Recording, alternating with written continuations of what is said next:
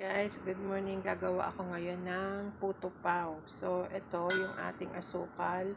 1 cup, 2 cup na harina, baking powder, at saka asin, guys. So, i-mix lang natin bahagya. Ito yung ating dry ingredients. And then, gagawin ko yung ating liquid ingredients, guys.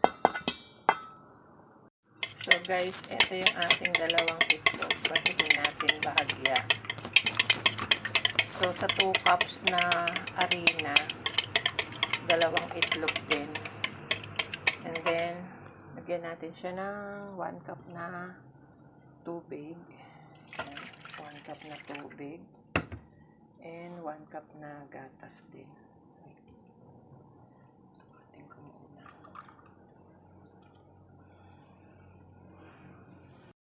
So, yan. 1 cup na gatas din yung ilagay natin, guys. And then, i-mix natin bahagya. Lagyan pala natin to ng 2 tablespoon na oil. So, ayan. Lagyan natin oil. So, ayan guys. Nilagyan ko na siya ng oil. 2 kutsara.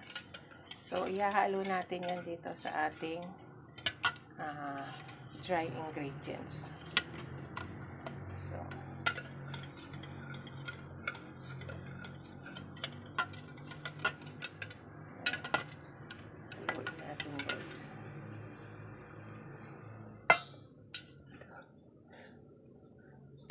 unti-unti unti-unti lang guys. So unti-unti yung lagay natin ang liquid.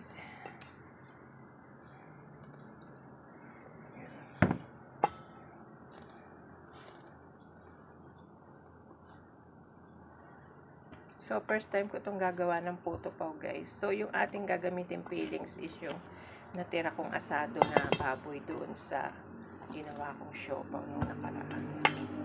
So, yan. Lagay na natin lahat, guys. And then, i-mix lang natin. Huwag nyo i-overmix, guys, para tawag doon. Yan. Mix lang natin. So, ayan na, guys. Ayan. Isasalain natin to para bago natin ilagay sa molder para ayan, pinong-pino guys. Ayan. Salain natin. Ayan o, kasi may buo-buo siya. So, ito siya guys. Ayan, nasala na natin. So, ayan, ready na natin yung ilagay sa ating molder. Magsasalang muna ako ng tubig guys sa steamer. So, ayan guys, naglagay na tayo ng butter, puto butter dito sa ating molder. So, ito yung ating ipapalaman na asado, guys. Ayan, pinalamig ko muna siya. So, lagyan natin ng yung butter. Ayan. Ang lalaki ng butter. So, ganyan lang, guys. So, sinala ko yung sauce niya, guys.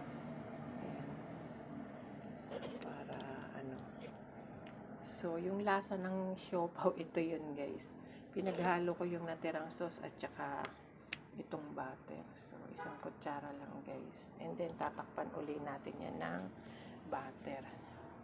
So, ayan guys, napatungan ko na yan ng butter. So, lagyan natin ng cheese. So, itong cheese ko guys is cheddar and mozzarella. So, namuo na siya kaya ganyan. So, hindi ko nalalagyan ng anong tawag doon? Yung itlog na maalat. Ayan, hindi ako nakabili guys eh. So, ganyan na lang. Ayan, hindi na natin maano yung cheese. So, ayan guys, steam na natin yan. Mainit na yung tubig ko. Ayan guys, i-steam na natin. Sa mahinang apoy lang. Steam natin ng 15 to 20 minutes. So, ayan. Lagyan natin ng tuwalya yung ibabaw guys, itong takip. So yan guys, orasan natin 15 to 20 minutes yung pag-steam. Lagyan nyo ng tuwalya yung ibabaw para hindi mag-moist. So yan guys, after 20 minutes, ayan, toothpick test natin guys. kung luto na yung loob niya. So, yan. Wala siyang nadikit, guys. Ibig sabihin, luto na yung loob. Ayan.